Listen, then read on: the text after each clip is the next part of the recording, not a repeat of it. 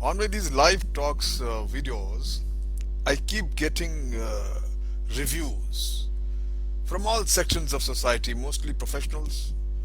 There are some vice chancellors, some doctors, some engineers, and very successful entrepreneurs, businessmen, and people in official position, you see, and students also.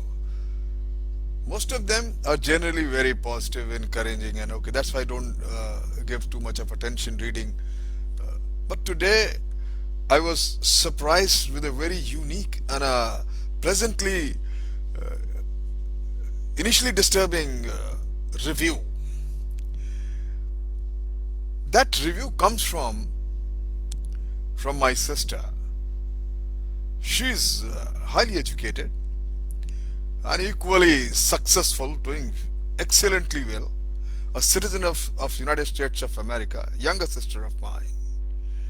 And she's of course the most beautiful lady, after of course my mother, I have ever seen. So I read it, and I was certainly initially outraged. I talked to her and we squatted out, and we are happy again. So today I'm going to talk about this outraged review. I'm going to first just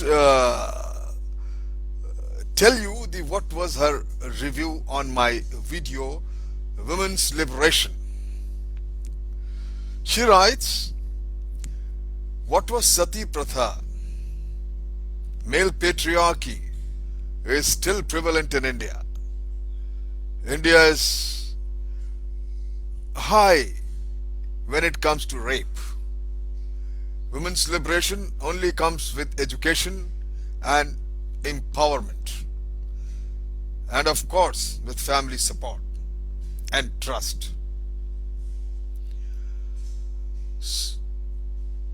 I felt she's writing. I felt that I have been discriminated all my life through father, mother, brothers, and husband. I give some credit to my husband because he empowered me through education. Some women are lucky that, but most have a very have to struggle to make their mark. You started good with your women liberation topic, but the you lost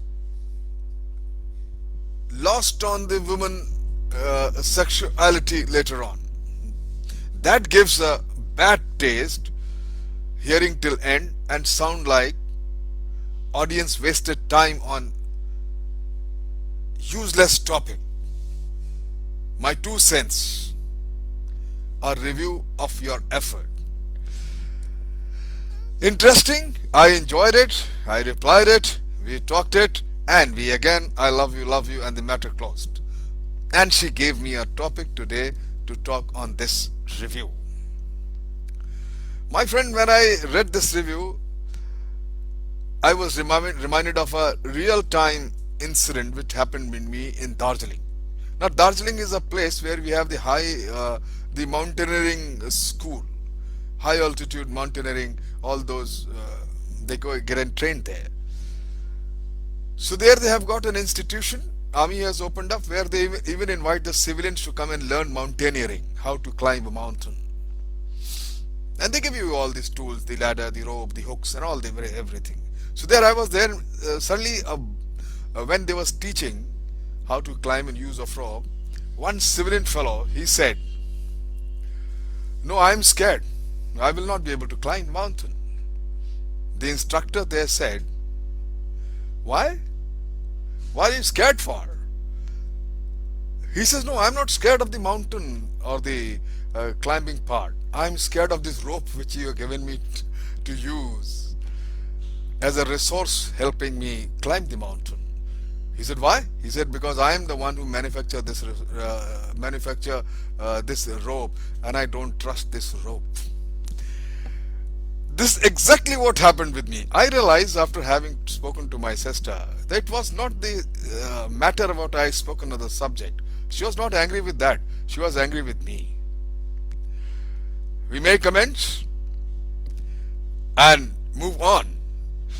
So I feel that the discretion is required when you give reviews without getting involving your personal emotions. Relationships are very fluid. There are always two sides of every relationship. And I'm very clear, there is no doubt, that I must invite people's views on whatever I say or on my books, whatever I've written.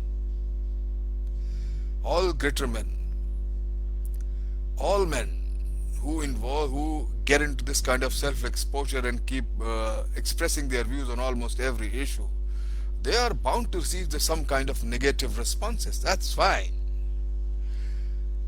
Their difference of opinion is always welcome. That gives you another opportunity to review yourself dispassionately. Now there was a poet Momin. I would, he died in 1851. He puts my thought in the delectable words over a centuries ago. There was a young man, I will translate in English instead of telling in Urdu. There was a young man who was famed among the lovers and was his deeds renowned. His name was Mumin.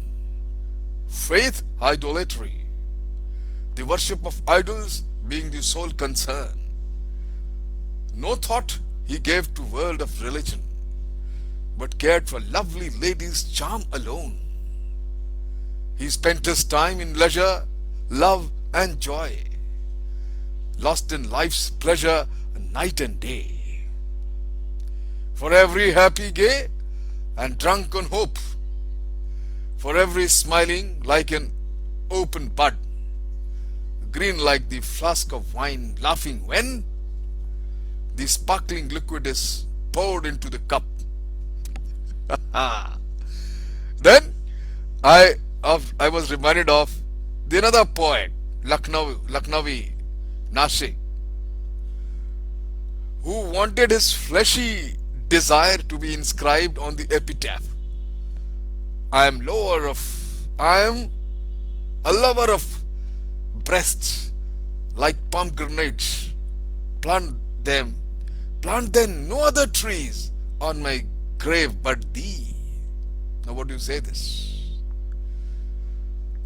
The Urdu poets were certainly more imaginative than any other poet, I'm convinced. And certainly more imaginative than me. To wit another poet, Atesh, when he says, whenever a bubble by another bubble rose, I thought of a brasserie of finest gaze. My friend, I welcome this outraged reviews because they give me an opportunity to hone my expression even further. I wait another type of outrage review. Don't let me down ever. Feel free. Thank you very much.